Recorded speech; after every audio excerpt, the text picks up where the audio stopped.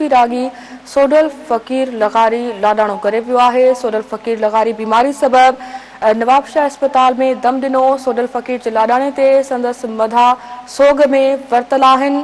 ॾुखोईंदड़ ख़बरवां सां शेयर कंदा हलूं। मशहूर सूफ़ी रागी सोडल फ़कीर लगारी लाडाणो करे पियो आहे। सोडल फ़कीर लगारी बीमारी सबब नवाबशाह अस्पताल में दम ॾिनो। सोडल फ़कीर जे लाडाणे ते संदसि मधा सोग में वरतल आहिनि। अवां खे आगाह कंदा हलूं। मशहूर सूफ़ी रागी सोडल फ़कीर लगारी लाडाणो करे पियो आहे। सोडल फ़कीर लगारी बीमारी सबब नवाबशाह अस्पताल में दम ॾिनो। सोडल फ़कीर जे लाडाणे ते संदसि मधा सोग में वरतल आहिनि। मशहूर सूफ़ी रागी सोडल फ़कीर लगारी लाडाणो करे पियो आहे। सोडल फ़कीर लगारी बीमारी सबब नवाबशाह अस्पताल में दम ॾिनो। सोडल फ़कीर जे लाडाणे ते संदसि मधा सोग में वरतल आहिनि। ॾुखोईंदड़ ख़बरवां सां शेयर कयूं पिया। मशहूर सूफ़ी रागी सोडल फ़कीर लगारी लाडाणो करे पियो आहे। सोडल फ़कीर लगारी बीमारी सबब नवाबशाह अस्पताल में दम ॾिनो। सोडल फ़कीर जे लाडाणे ते संदसि मधा सोग में वरतल आहिनि। मशहूर सूफ़ी रागी सोडल फ़कीर लगारी लाडाणो करे पियो आहे।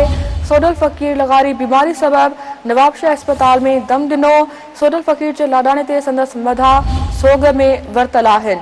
मशहूर सूफ़ी रागी सोडल फ़कीर लगारी लाडाणो करे पियो आहे। सोडल फ़कीर लगारी बीमारी सबब नवाबशाह अस्पताल में दम ॾिनो।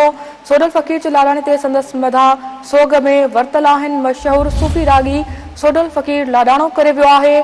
सोडल फ़कीर लगारी बीमारी सबब नवाबशाह अस्पताल में दम ॾिनो। सोडल फ़कीर जे लाडाणे ते संदसि मधा सोग में वरतल आहिनि। मशहूर सूफ़ी रागी सोडल फ़कीर लगारी लाडाणो करे पियो आहे। इन हवाले सां तफ़सील सां राब्तो कयो आहे Sindh TV news reporter Rana Sher Mohammad सां। जी राणा शेर मोहम्मद, ॾुखोईंदड़ ख़बर साम्हूं आई आहे, अपडेट कजो इन हवाले सां।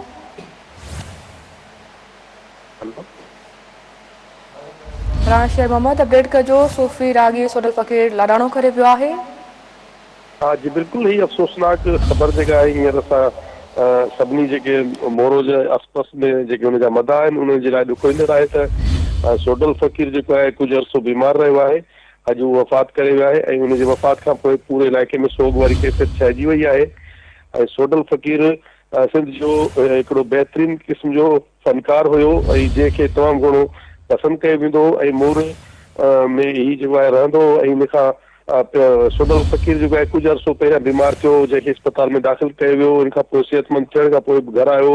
हींअर ॿीहर जेको आहे हुनखे एडमिट करायो वियो ऐं जंहिंखां पोइ हू अॼु लाडाणो करे विया अथई त पूरे इलाइक़े में सोग छायल आहे। जी।